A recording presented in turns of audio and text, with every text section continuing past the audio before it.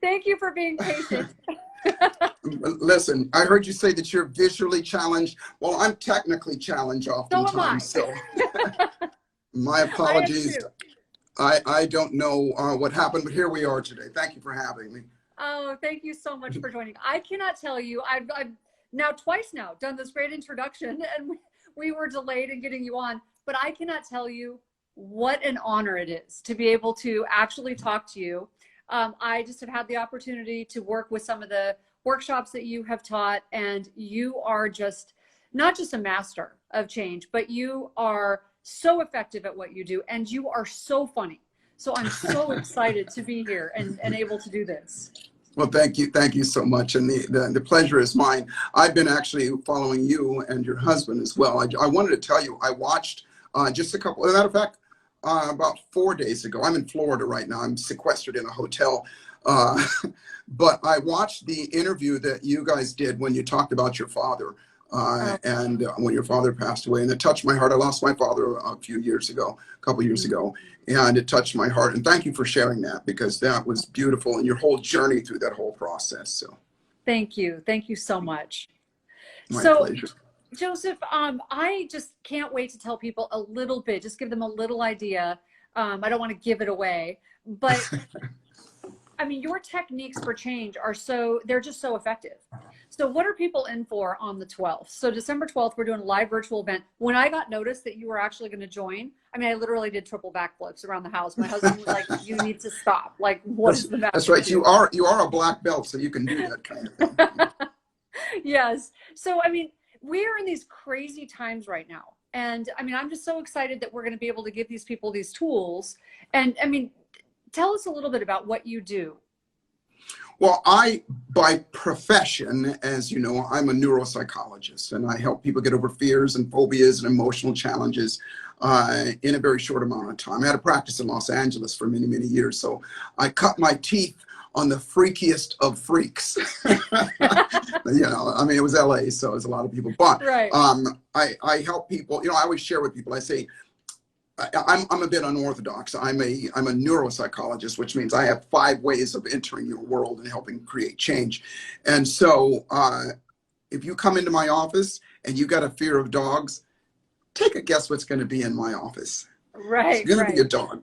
So because we're going to deal with it. And at the end of that session, you're not only going to hold the dog and be comfortable with the dog and love that dog, but I'm also going to give you something to do to create that momentum so that you have that perpetual growth. So that fear doesn't, because it's not just about fixing something in the moment. It's about ongoing as well. And so my processes are just that. It's a process to create change in the moment, but then also condition oneself so they keep defaulting back to that change automatically. That's awesome. So please don't bring coronavirus with you, since that seems to be what a lot of people are afraid of. No, and as a matter of fact, I said I'm sequestered in this hermetically sealed room. I mean it. This hotel is it's a Hilton, but it's a ghost town, and they literally put a seal on the door before I come in here, and then if I ask them to clean it, they'll come in and they literally spray everything down. I leave here, I go down, get in the car, drive to the event that we're doing. It's a 4,000 person event, but it's all virtual. Oh, interesting. And it's just me on this stage with this huge screen around me. And there's zero human contact, zero. It's just like everything is, you know, gloves and masks and everything. Right? So. Yeah, and I'm teasing you because it just seems like so many people that's what our fears are right now, right? Our fears are either you're afraid of coronavirus, or you're afraid of the isolation it's creating, or you're afraid of, you know, I mean, depression's tripled. It's triple, anxiety's through the roof. Young people are committing suicide at higher rates than ever before. Yes. And we've got to get a grip on our mind. We can't control those things, but we can control how we respond to those. Absolutely. Things. Couldn't put it better myself. You're absolutely right. Yeah, so I'm really excited to be able to share that with people. And so I did put your Instagram handle on the title, but I want people to know where they can find you.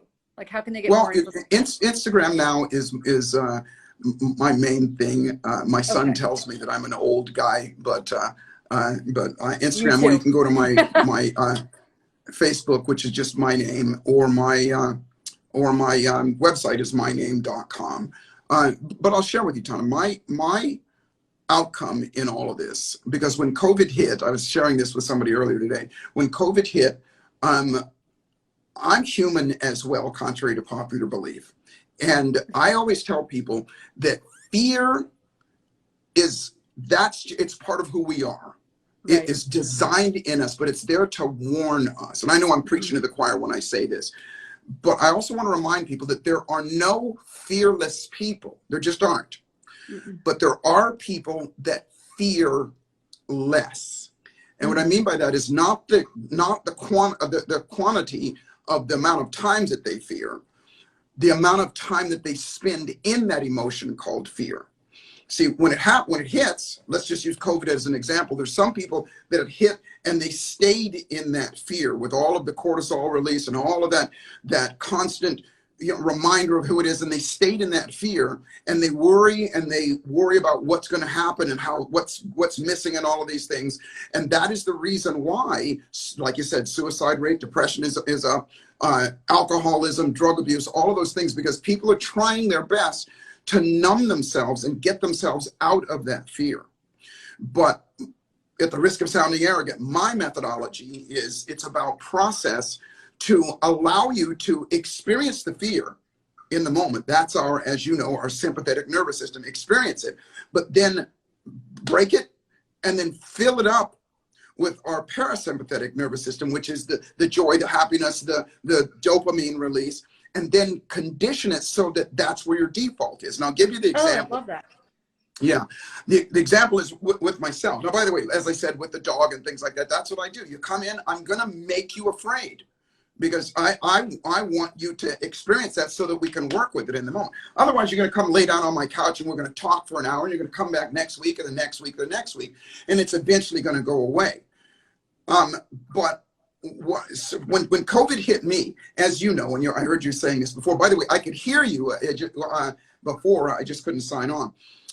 Pre-COVID, I was doing live, and it's my passion, live, easily 10,000 to 20,000 people every month, easily around the world, just events. And I love that because it gives me the opportunity to share what people have shared with me for grown people time. Well, when COVID hit, it went away right like that, disappeared. And it was in that moment for me, fear came up. What am I going to do? And it wasn't just the income loss. This is my passion, as I know it is yours as well. And it's my passion. Somebody helped me at the worst times of my life, and I committed, and my life is all about doing that. So when it went away, fear came over me. And I remember the moment, it only stayed with me for about 15, maybe 20 minutes. And then something washed over me. And I literally remember going to the mirror habitually and smiling and going, okay, Joseph, what do we get to do now? What do we get to do? And from that, I grew, even getting to work with you and your husband, this is like, I say dreams come true. This is vision come true kind of stuff, because when we are optimistic, and again, I always go back to the two main ingredients in our hormonal system that get released, dopamine and cortisol. The more dopamine release, the more optimistic we are, the more opportunity we have to seek out solutions. The more pessimistic we are, we're going to get in that circle of just a downward spiral. And then we look for ways to get ourselves out of it. Netflix and alcohol and drugs and all of those things. And then in the worst case scenarios, obviously people are taking their own lives. So I'm all about, and you asked, what are we going to do on the 12th, is, I don't play. And what that means is I'm going to give you a tool on that day that at the very least, and it's a simple tool, at the very least, you'll have that tool so that when fear shows up, you'll know how to interrupt it, place something else in there that feels better, and then condition it so that it happens automatic. So I have a question. Does that mean that if you can do that with fear, can you do that with depression or anxiety or other emotions? All of those things are fear. Anxiety is fear. If you're anxious about something, like for example, people have stage fright, and the anxiety that comes about because they know they've got to go speak. What they're afraid of is it's fear of rejection, fear of failure, fear of ridicule, all of those things. So it's the fear is the underlying foundation of anything that causes us to move in that direction of trying to numb ourselves from anything or wanting to get out of it. So this is going to be such a valuable tool. I mean, I already sort of know what I'm in for because I've already seen you in action. And you said you don't play, but you are playful. So I will say that you are really funny. I mean, you're really fun to work with. Oh, so thank you. So people are in for just a huge treat. And I know when this all came down, we saw a couple of things. I mean, our clinics filled up, and it's you know, I wish this wasn't why they filled up, but I mean, I guess when you have psychiatric, yeah, sure, it's always for some reason that people are suffering. But we saw one of two things. Some people handled they handled COVID, they handled the lockdown and the quarantine fine. They did okay. Other people got really depressed. But then when the social uprising, when the social issues popped up, some people did not handle that well. So sometimes it was one or the other, sometimes it was both. And I was one of those people because I just wrote a new book. And in my book, I talk about how uncertain my childhood was. It was chaotic. It was crazy. So that triggered for me a feeling of a lack of safety. And so people right now are sort of suffering for a multitude of different reasons, if you will. And so it just seems like a really good time to get your mind right. So whether it is a perfect time. It is an absolute perfect time. And that is why I'm so excited about working with you and working with your husband, because I say it's a perfect storm. Storm not being such a great thing.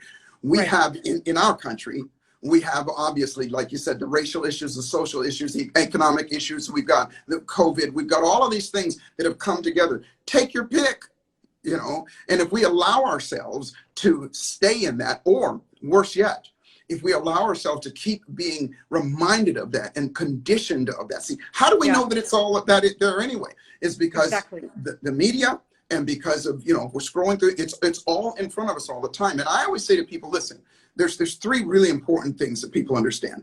You know, my business partner, Tony Robbins, as long as I've known him, he's always said this saying: the past does not equal the future. And that's the truth. It truly is. Just because something was a way and that you were a certain way, or something happened in the past, or you believe this or whatever, doesn't mean that that's going to be your future, because you can change it. But here's the Joseph McClendon adage to that, and that is this: the past doesn't equal the future, but the present does.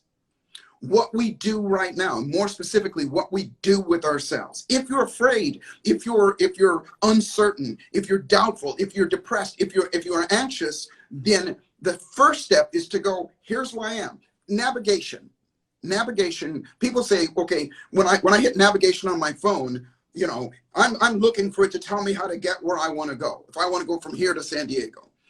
But the reality is that device, that navigation device, and you know this, our brain has to know one very critical thing before it can give you that information. It's got to know where you are right now.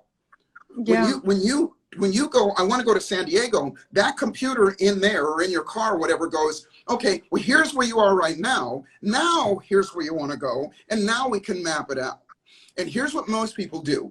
In my personal opinion, it's been my experience, whether it was COVID, because listen, COVID's just another example of, you know, before then it was somebody else's financial situation, or somebody else's health situation, or somebody else's relationship situation. It's always there. It's not going to go away. It just so happens that all these things happen at once. But for people to, number one, recognize where you are. Don't make it any worse than it is, and just say, okay, here's where we are. Like I said with me, I went, here's where we are. My livelihood, my passion is gone in this form. But the reality is, as long as if I default to my optimism, I use that just as an example, then what else can I do? Like I said, I went to the mirror and I went, all right, Joseph, what else do we get to do? And again, I've conditioned myself, and that's what I teach people to do, is condition to be that way. Then what happens is you go, okay, here's where I am. What can I do about it? If there's nothing you can do about what happened, COVID or stuff like that, then okay, that's what it is. What can I do about the future? Because the present, what we do, especially when we work on ourselves, which is the beauty of what we as a team do together, is help people work on themselves instead, I ask people, it's the funniest thing is because my son and I, we take like maybe an hour a night to watch a movie or to, do something fun like that. And we notice this. We have Netflix and all those things and everything. Everything that we're interested in, we've already seen. And and this is what most people, it's just like you go to Netflix and you go, there's nothing else new. And that should tell you something. It's time to do something else. Pick up a book or go for a walk. Do some things that are going to grow you, because what we do for ourselves right now is going to be our default for the future. Lastly, I'll say this, and I get excited when I talk about this. You say, that no matter what, this too shall pass. No matter what we do, it's going to be a year from now. No matter what. Yep. Whatever. I don't even know what the date is now. What is the date today? Today is the 7th, okay? It's going to be December 7th, 2021. And there's only two main questions that you're going to ask that are going to make you respond this way. One of them is going to go, what do I wish I would have done on December 7th a year ago that would have made my life better as it is right now? I always say we all want to be wealthy. Wealthy to me means healthy, happy, and financially abundant. So what did I wish I would have done so I would have been wealthy now in 2021? Or you're going to say, what am I glad I did that now I'm thriving? And so our job is to help people condition that brain so that they default to doing that second answer or second question now. Working on yourselves, conditioning yourself so that you show up differently. You're conditioning yourself so that you show up optimistically. Condition yourself so that you're doing something that sets you up for the future.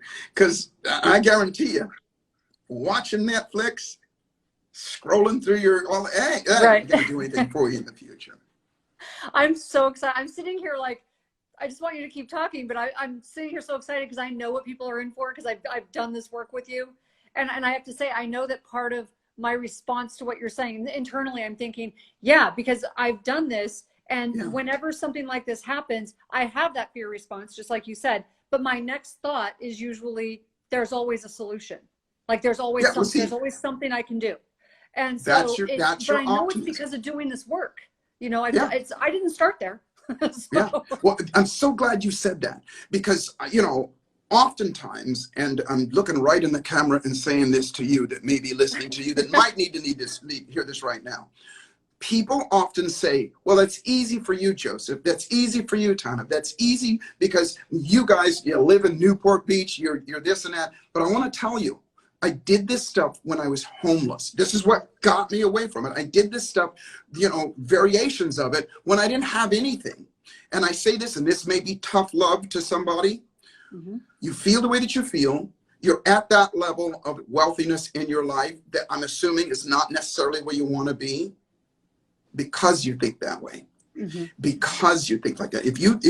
And I know how you feel. I felt the same way. I'd see somebody that was rich, and I'd look at them and I'd think, you bastard, what about us? I'd think those things. And I'd actually think, and I'm not ashamed of it, but I'm just being honest, being real. I would think ill thoughts of people that were doing better than me. But I found out later, that's why they're doing better than me, because they're not thinking like me. And that's why I'm doing the way that I am, because I'm thinking like that. So, that old saying, self to self for progress, self to others for possibility. We always do the opposite. We usually look at other people, and we go, they're doing better than us. And we're comparing ourselves to those other people. And it makes us feel bad, a cortisol release. But instead, we need to look at other people that are doing better than us. And there's always going to be somebody with a bigger boat, more money, better body, all that stuff, always. And so when you look at that person, you need to smile and go, they did it, so it's possible for me. And then when you look at your own life, you need to go, here's how far I've come, because we all have come, light years from where we were before. I don't care if you think you're doing worse than you were before. If you woke up on this side of the dirt today, you're doing better than, all those people that are in the ground. Not lastly, but I'll say this. Is it okay if I give everybody an exercise now? If you're asking me, of course. Okay. Now this is going to be unbelievably simple. And if you do it, you're going to start what I said earlier. You're going to start today, you're present right now, to condition yourself so that you show up differently in your future. And that is this. Again, I'll go back to when COVID hit. When I went to the mirror and I looked and I was fearful, and all of a sudden it came over me because of some of the things, even this that I'm going to tell you. Conditioning myself means so that it happens automatically. I looked in the mirror and I thought, okay, what can I do? I know this, and I'm going to say this to everybody. If you're not appreciating yourself, you're depreciating yourself. Okay. Appreciation is just a thought process. It's just a thought process. And so here's a way to appreciate yourself. I don't care if you live in a 1-bedroom studio apartment. Here's what I want you to do. Well, I'll tell you what I did, and then I want you to do it. When I looked in the mirror, I said, okay. And I resorted back to what I did when I didn't have anything. I went from one end of my house. I went to the very farthest corner of my garage. And I started looking at everything that I had accumulated. Now, I'm only talking about material things this time, but you can do I want you to do the same thing with your emotions, do the same thing with your relationships, all those things. And I just started looking at everything, every nut and bolt on the ground, my car, the storage bins, everything. Because if you think about it, in your life, at some point in your life, you spent your time, your capital, your energy, your intention to bring that into your life. You did that. And every time I looked at something, I went, you know what? I'm amazing. I'm amazing. And half the stuff, Tana, I don't even remember getting this stuff. I don't remember that little bolt, but I looked and I thought, this must have been important for me to get this. And every time I smiled and every time I did that, you're conditioning your nervous system to appreciate yourself. It's so freaking simple. And do that. As you said, humor is my thing because it just works. Yeah. But a lot of people don't. Most people don't smile at themselves, and they don't go, So go through your life. But what if we did? Yeah, go through one end of your house, and when you get to the end, and by the way, it took me 2 days. That's how slow I went. I picked up literally everything, and by the end of it, guess what? COVID schmovid, that's happening. That's real. What else can I do? Because now I'm filled up with possibility and optimism. And I look back at my life and I go, I'm a badass. Unbelievable. You know why? Because I said so, not somebody else. Because if you say so, you're going to believe you. And that's, that's part of the process. So try that out. I promise you. I have people doing that all over the place. And you cannot stay depressed when you do that. You cannot stay depressed. So you're either appreciating yourself or you're either appreciating or depreciating. We'll say that again. That was amazing. If you're not appreciating yourself, you're depreciating yourself. And that doesn't mean that you're beating yourself up if you're not appreciating yourself. That just means you're not looking for what's great. And if you're not looking for what's great, there's a part of you that's not telling you what's great. And that part is the part that needs to be appreciating you. It's you. It's you, not somebody else. It's you. In society so much today, and this is, don't get me started. We have given control of our own self-worth to our cell phones and to television and to, social media and all that stuff. Who cares? Exactly. That's not a rhetorical question. Who cares? The answer is you. It doesn't matter what they say. That's easier said than done. But I'll tell you what, they start to fade when you start to love yourself. And I know that sounds unicorns and crystals and rainbows, but it's just the truth. Yeah, no, it's true. It's true. I remember being completely paralyzed with worry about what other people thought of me. And now I'm at this phase in life where I feel so free because I finally realized I was not put on the planet to be popular. And when I finally had that realization, and it's not anybody else's job to love me, like suddenly I had all this energy to do other stuff because I'm not worried about what people think. But it took work to get there, but it was worth it. Yeah.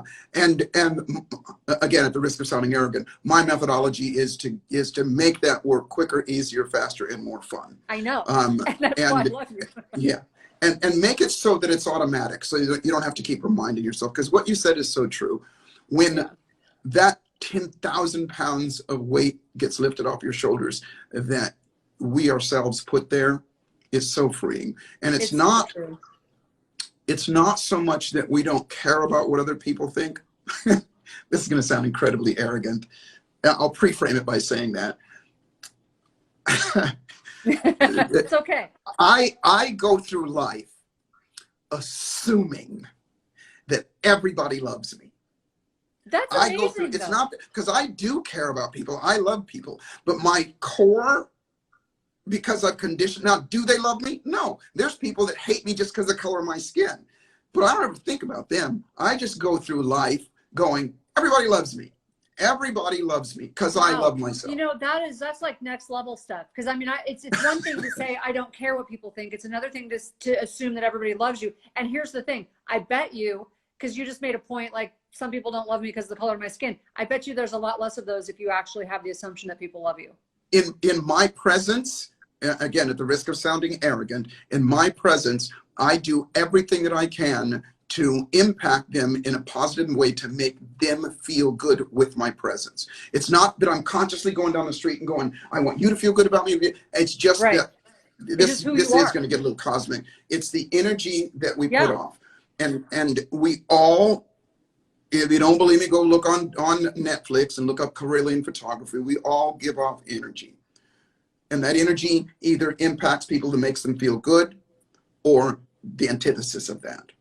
And so I choose to go through life radiating that energy that causes people to feel good, better than they are. They may hate me, but I promise you, they're not going to hate me as much because I walk into that room or because I'm in their life or because they think about it. And that's a skill. You know, I always tell people that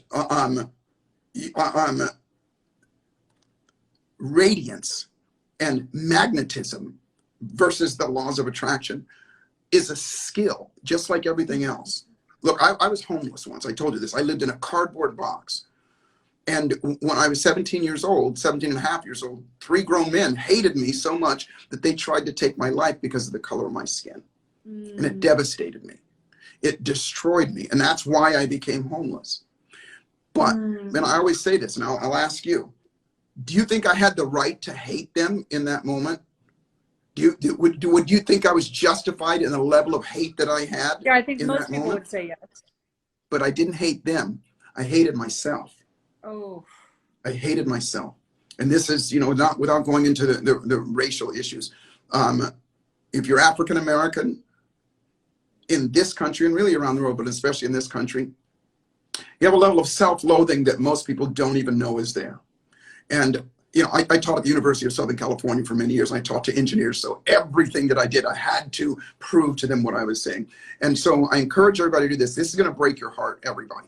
And this is obviously about being African American, but it's across the board for everybody. And that is, there's an experiment. If you go to YouTube and just look up the black baby doll experiment. And I promise you, it'll break your heart. If you have a heart, it's going to get broken. But I want you to do this so that you get it, that this is how deeply ingrained our own self-worth is affected by the exterior. And that's why they took these baby dolls, and they took a black baby doll and a white baby doll. They sat them on a table. And then they asked these children between the ages of 3 and 5 years old, black children. And they said, point to the baby doll that's wrong, bad, and ugly. And all of those children pointed to the black baby doll. By 3 years old, they said, point to the baby doll that's right, pretty, and good. And all of those babies pointed to the white baby doll, which means by 3 to 5 years old, they believe about themselves. Their level of self-loathing is so low that that's what they think of themselves immediately. When you see it, the innocence in these babies' faces, it wasn't that somebody sat up and said, you're wrong, bad, and ugly. It came from everything that they saw around them. And I had more than a healthy dose of that. So that's where my own self-hatred came from. And so I had to, we use this term, work on myself. But the very first, I said this earlier, the very first thing I had to do was recognize. You know, I had to navigate and go, here's what you really think, Joseph. Here's what's really going on. It's why, like at the top of this, I said, you come see me, I'm going to make you feel bad. I'm going to show you your fear so that you can deal with it right now.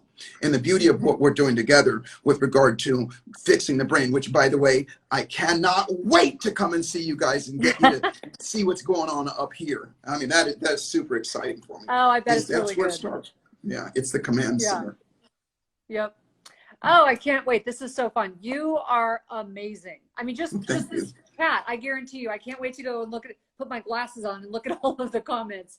This is just so valuable. I'm so honored and so excited that you are really, I mean, in essence, a part of our team. And I'm just Same here. So I'm just as excited. When my team, Kay and Shai, told me that we'd be working together, I thought, are you serious? It's like Christmas for me. And I don't believe so much in coincidence as much as we make this happen. You know? Yeah, oh, don't get me started on that. I don't believe in coincidence.